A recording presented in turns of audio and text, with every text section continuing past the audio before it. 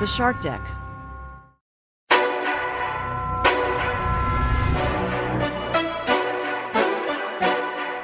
Hello and welcome to Palace Intrigue. I am your host, Mark Francis. A report in In Touch Weekly claims Meghan Markle was reportedly growing very concerned about the longevity of their brand after Prince Harry's confessions in the memoir, which an insider said caused tension between them. The source says she's always supportive of him, but behind closed doors, the backlash from the book has caused some tension.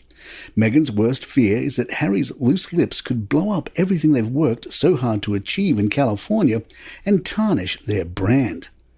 Adding on the eviction from Frogmore, the sentiment is that they can't go back to the UK and have to make California work.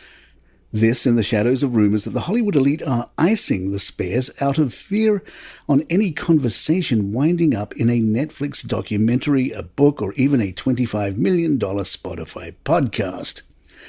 So far, they have not been inked by Tyler Perry, who was spotted visiting Harry and Meghan over the weekend. The Daily Mail reports Tyler was spotted hopping out of his $200,000 Lamborghini Urus and into his $125 million private jet in Los Angeles.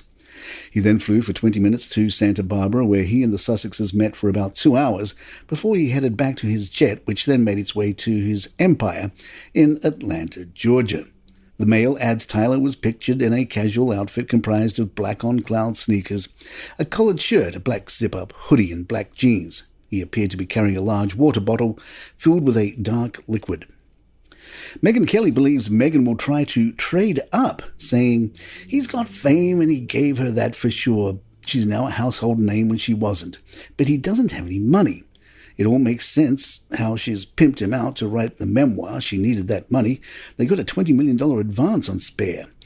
You mark my words, she's going to blow through that in about 2 years in Montecito, one of the most expensive communities in America.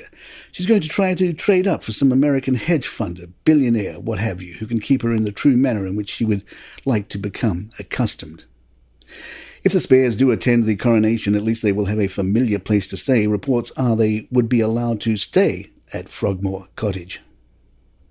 Dr. Max Pemberton, writing for the Daily Mail, says, "Once again, Prince Harry is wading into the debate on mental health with reckless ignorance, oblivious to the facts and the catastrophic effects his words could have.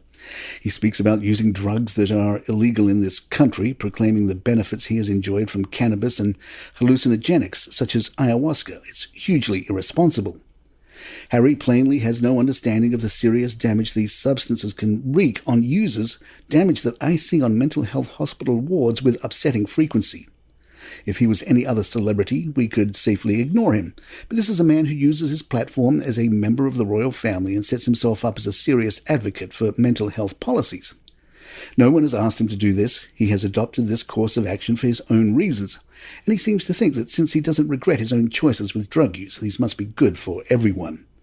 The truth is, he has such a narrow experience of life, limited by wealth, fame, and privilege, that he cannot begin to guess what disastrous effects drugs can have on people in different circumstances. Speaking objectively, from a distance, he doesn't look to me like a great advert for marijuana, cocaine, or anything else. He appears neither particularly happy nor stable. Looking at the recent outcomes of his life, he has left his home country, broken off relations with members of his family, seems distanced from his friends back home, and no longer has an army career. That doesn't strike me as a ringing endorsement for self-medication with mind-altering substances. At best, we can say that if drug use has not exacerbated with his mental health problems, then he can count himself extremely fortunate." Palace Intrigue will be right back. Hey, it's Jordan Ross Myers, the man behind Twitter's notorious Lee Radswell and Don Gunvalson. I'm inviting you to join me every week for the Pretty Corrupt podcast. Along with my co-host, reality casting director Stacey Noel Connor, and disgraced entertainment TV producer Nate Safer, we deconstruct pop culture's past, present, and future and probe the dark crevices of Hollywood, taking you inside the scandals, feuds, rises, and falls of society's rich and infamous. Alongside interviews with our celebrity friends and special guest hosts, everything is fair game on the Pretty Corrupt podcast. Every Tuesday on all streaming platforms and at storicmedia.com.